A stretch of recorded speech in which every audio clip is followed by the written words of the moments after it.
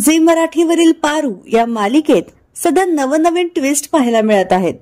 काही दिवसांपूर्वीच मालिकेत अनुष्का या नव्या पात्राची एंट्री झाली।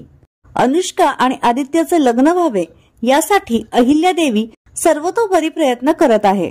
मात्र अशातच आदित्य पारूच्या प्रेमात आहे याची जाणीव करून देण्यासाठी मालिकेत एका नवीन पात्राची एंट्री होतीये।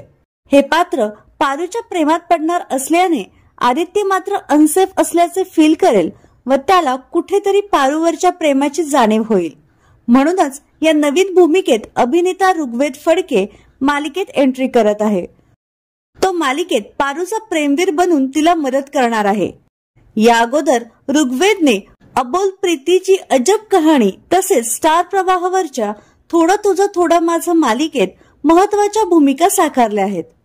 पारू मालिकेत त्याचे पात्र मजेशीर असणार आहे। या नवीन भूमिकेसाठी अभिनेता ऋग्वेद फडके याला खूप खूप शुभेच्छा।